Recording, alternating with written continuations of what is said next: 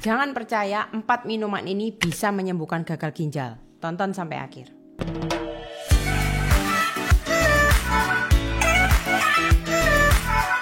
Halo Sobat Sehat, kembali lagi bersama Cece Apoteker di Tobat Tanya Obat. Kali ini Cece Apoteker akan membahas seputar minuman kesehatan, terutama yang terbuat dari herbal, yang katanya bisa untuk menyembuhkan gagal ginjal. Nah, klaimnya seperti itu. Klaimnya dapat dari mana? Tentunya dari sosmed yang saat ini kita sering lihat ya. Banyak sekali di sosial media, kemudian di video-video, terutama video-video AI. Itu klaimnya minum 4 minuman ini setiap malam, nanti gagal ginjal akan sembuh total. Nah, sebenarnya kita nanti akan bahas benar gak sih benar-benar ada minuman ajaib untuk menyembuhkan gagal ginjal. Nah, kita harus pisahkan ya dari fakta ilmiah sama klaim yang ngawur-ngawur ini tadi. Ya, kita bahas dulu seputar ginjal.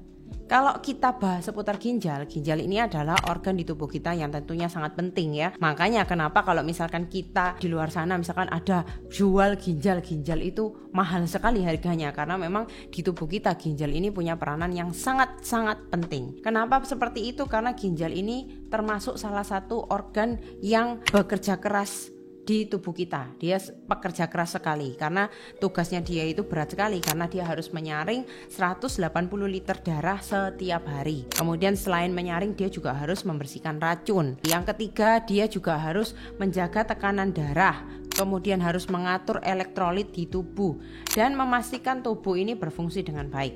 Kalau misalkan ginjal ini bermasalah, akhirnya salah satu dari fungsinya ini terganggu. Kalau salah satu terganggu, maka sistem di tubuh kita ini juga akhirnya terganggu dan menjadi tidak baik. Kalau peran minuman sendiri, terutama untuk peran minuman kesehatan atau minuman herbal yang diklaim untuk menyembuhkan, sebenarnya kalau ginjalnya udah tergolong ginjal yang rusak, tidak ada minuman herbal yang bisa menyembuhkan. Jadi itu adalah klaim yang tidak benar. Yang ada adalah sebenarnya minuman herbal bisa kita jadikan sebagai terapi komplementer atau sebagai terapi preventif ya. Jadi buat orang-orang yang untuk kesehatan saja, untuk menjaga kesehatan ginjal itu masih oke-oke saja. Kita bahas apa saja ya minuman herbal yang sebenarnya bisa menjaga kesehatan ginjal, tapi bukan untuk menyembuhkan ya, sekali lagi. Yang pertama, air mentimun ya. Klaim populernya memang air mentimun ini punya kandungan tanin dan flavonoid, yang mana dia itu bisa mencegah peradangan ginjal. Diharuskan untuk minumnya 30-45 menit sebelum tidur. Sebenarnya fakta ilmiah dari air mentimun ini gimana? Air mentimun ini salah satu kayak air ya. Jadi kalau misalkan air mentimun memang kita kan ambil airnya dan kita ambil sarinya. Kemudian memang dari mentimun sendiri itu punya kandungan antiinflamasi dan antioksidan. Sehingga kalau kita secara teori, maka air mentimun ini bisa membantu untuk hidrasi dan membantu untuk pembuangan limbah. Jadi perannya dia itu sebenarnya untuk mendukung fungsi ginjal secara sehat, bukan untuk memperbaiki kerusakan ya. Karena dia ini mengandung banyak air. Jadi dia bisa menghidrasi tubuh kita, sama seperti kita minum air. Jadi gak ada ceritanya air mentimun ajaib tiba-tiba untuk menyembuhkan ginjal yang rusak, itu nggak ada. Karena memang mentimun sendiri itu punya kandungan yang namanya kukurbitasin sama kukumisoside ya, yang mana dia itu sifatnya adalah antiinflamasi dan antioksidan. Secara studi in vitro sama studi pada hewan ya, itu juga menunjukkan kalau ternyata air mentimun ini memiliki khasiat antioksidan, jadi dia bisa mengurangi stres oksidatif. Kandungan air yang tinggi yang tadi itu akhirnya bisa membantu untuk proses diuretik secara alami. Diuretik secara alami itu kita bisa membantu untuk proses pengeluaran urin ya, sehingga kalau misalkan ada sifat diuretik alami itu kita akan sering ke belakang untuk kencing ya. Memang kita akan mengeluarkan zat-zat limbah-limbah yang sudah tidak dipakai, biasanya melalui kencing atau dari feses seperti itu. Dari situlah, karena dia memiliki sifat diuretik alami, maka dia bisa membantu untuk pembuangan limbah melalui urin dan juga bisa membantu fungsi dari filtrasi ginjal. Penting diketahui ya, jadi bahwa konsumsi air mentimun itu cara yang baik untuk hidrasi ya, terutama untuk ginjal sendiri. Yang kedua yaitu air jelai. Kalau ada yang belum tahu jelai, kita biasanya sebutnya dia adalah barley. Dia semacam biji-bijian begitu ya. Dia memang faktanya secara ilmiah dia mempunyai serat yang namanya beta-glukan, di mana dia itu baik untuk gula darah dan kolesterol. Lah terus apa hubungannya C sama ginjal? Wong dia baiknya untuk gula darah dan kolesterol. Kenapa seperti itu? Karena gula darah dan kolesterol ini salah satu akar masalah penyebab dari gagal ginjal.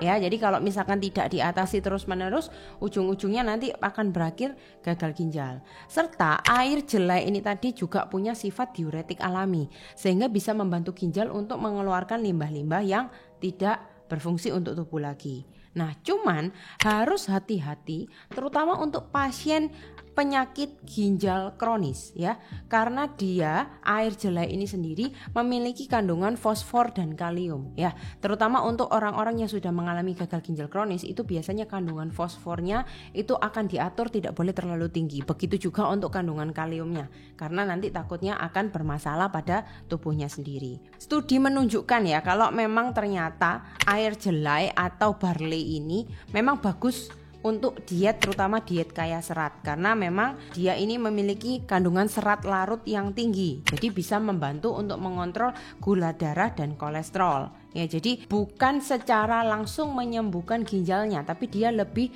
membantu mendukung untuk supaya jangan sampai ke sana, jangan sampai ke gagal ginjal. Sifat diuretiknya tadi itu juga bisa membantu untuk meningkatkan volume urin, kemudian membantu tubuh untuk membuang kelebihan cairan ya. Jadi perlu untuk diperhatikan, jangan langsung tiba-tiba minum air jelai, terutama untuk pasien-pasien yang mengalami gangguan gagal ginjal kronis, karena sangat berbahaya. Jadi memang harus dikonsultasikan secara khusus terlebih dahulu. Yang ketiga yaitu teh hibiskus. Kalau kita bilang teh hibiskus itu lebih banyak dikenal orang dengan teh rosella ya. Banyak sekali ya ibu-ibu yang sering membuat teh dari rosella yang warnanya merah itu, karena memang dia itu memiliki kandungan antioksidan dan antosianin. Nah, ini juga tidak ada hubungan secara langsung dengan ginjal, karena rosella sendiri itu fungsinya lebih untuk menjaga kerusakan ginjal akibat darah tinggi ya. Jadi biasanya yang konsumsi teh rosella ini adalah orang-orang yang memiliki riwayat penyakit darah tinggi atau tekanan darah tinggi, hipertensi gitu ya.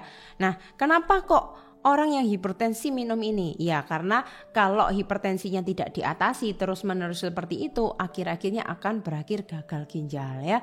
Jadi mengobati akar masalahnya, bukan langsung ke gagal ginjalnya. Jadi kalau misalkan kok nggak nyambung, teh rosella ini katanya buat gagal ginjal, tapi ternyata untuk tekanan darah, ya memang tidak ada klaim yang bilang menyembuhkan gagal ginjal secara langsung. Itu adalah klaim yang salah. Untuk rosella sendiri ini bagus sekali karena dia memiliki sifat kaya akan antioksidan, jadi bisa melindungi sel-sel, terutama untuk melindungi pembuluh darah. Jadi supaya pembuluh darahnya semakin hari semakin bagus dan tekanan darahnya jangan sampai melonjak tinggi. Jadi penting banget diketahui ya kalau misalkan ini tidak secara langsung untuk menyembuhkan ginjal, dan memang perlu ada konsultasi khusus terutama untuk orang-orang yang memiliki riwayat hipertensi. Kalau mau minum teh rosella tetap harus konsultasi. Kenapa?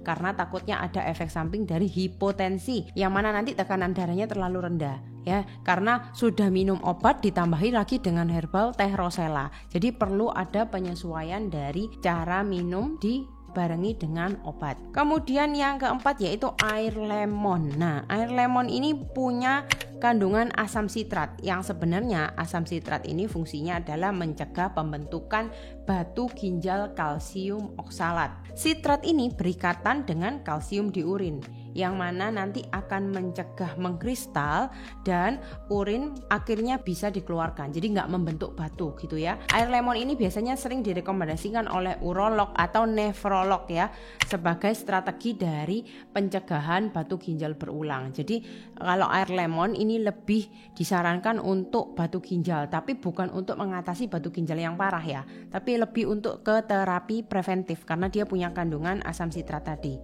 Nah, yang harus diperhatikan adalah pada pasien gagal ginjal stadium akhir harus konsultasi karena ada kandungan kalium dari lemon ya. Jadi untuk penderita gagal ginjal stadium akhir yang sudah ada pembatasan cairan dan elektrolit itu harus konsultasi ke dokter karena kandungan kalium di lemon itu juga lumayan tinggi. Jadi harus tetap diperhatikan. Nah kan nggak semua orang yang mengalami gagal ginjal itu boleh minum lemon. Jadi memang tidak ada klaim khusus untuk menyembuhkan, tapi dia lebih untuk pencegahan. Kemudian yang kelima yaitu air putih atau air minum yang kita minum sehari-hari. Ini udah yang paling juara ya kalau untuk kesehatan ginjal. Cuman untuk pasien-pasien yang udah mengalami gagal ginjal ya, untuk cairan itu memang sudah dibatasi. Jadi kalau kita posisinya sekarang lagi sehat, untuk menjaga kesehatan penting sekali untuk minum minimal 2 liter sehari. Masih bersyukur ya kita masih boleh minum,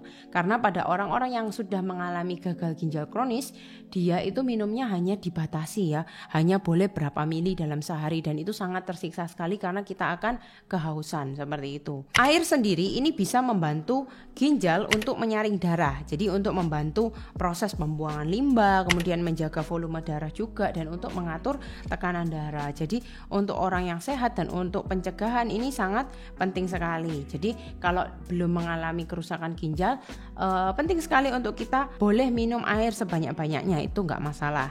Nah, kalau untuk mencegah kerusakan ginjal ya, itu kita perlu minum airnya itu supaya mencegah tubuh dari kekurangan cairan. Kalau tubuh kekurangan cairan, apa yang terjadi? Kalau tubuh kekurangan cairan, tentunya ginjal itu harus bekerja lebih keras, lebih ekstra, karena fungsi dari penyaringannya akan terganggu ya. Bayangkan kita mau nyaring sesuatu itu nggak ada airnya, nggak ada cairannya, akan susah sekali. Jadi kesimpulannya, kalau kita mau ginjal yang sehat, terutama penting harus diingat yang pertama adalah konsultasi dokter ya. Jadi jangan asal aja, terutama untuk orang-orang yang memiliki riwayat hipertensi, kemudian riwayat yang gagal ginjal atau yang sudah mengarah ke ginjal, pertama harus konsultasi.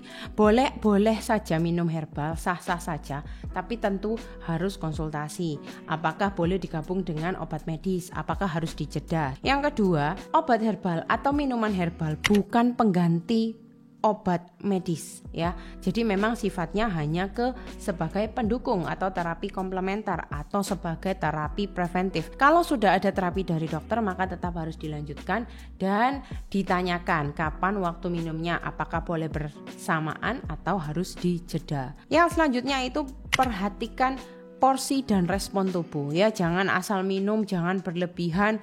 Kita tetap harus lihat respon tubuhnya seperti apa, ada efek samping, cocok atau tidak, atau malah menjadi malapetaka buat tubuh, itu juga nggak boleh. Jadi tetap harus diperhatikan. Dan yang paling penting adalah gaya hidup sehat. Percuma ya minum minuman herbal setiap hari, tapi kalau gaya hidupnya masih nggak sehat, nggak pernah olahraga, masih merokok, masih minum alkohol, masih makan jeroan dan lain sebagainya, tetap pola hidup sehat adalah hal yang paling utama. Nah, Cece punya pesan buat teman-teman di luar sana yang saat ini sering menonton video-video atau klaim viral ya. Itu perlu harus diperhatikan bahwa hati-hati sama klaim yang tidak ilmiah ya, terutama yang menjanjikan penyembuhan total ginjal, regenerasi organ, kemudian bisa sembuh tanpa cuci darah. Hati-hati dengan klaim-klaim seperti itu, karena tidak ada yang menjanjikan untuk penyembuhan kalau ginjalnya udah parah, itu nggak ada.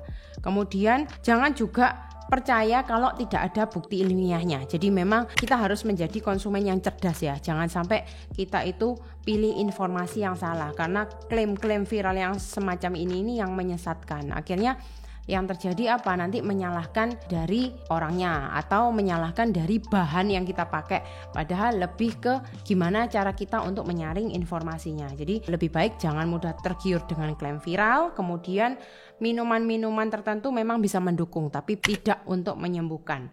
Kemudian yang paling penting untuk batu ginjal itu lebih ke hidrasi, antioksidan, dan pencegahannya ya. Oke, sekian aja video kali ini. Apabila ada pertanyaan boleh dituliskan di kolom komen. Semoga bermanfaat untuk sobat sehat dimanapun Anda berada. Sampai jumpa di video berikutnya.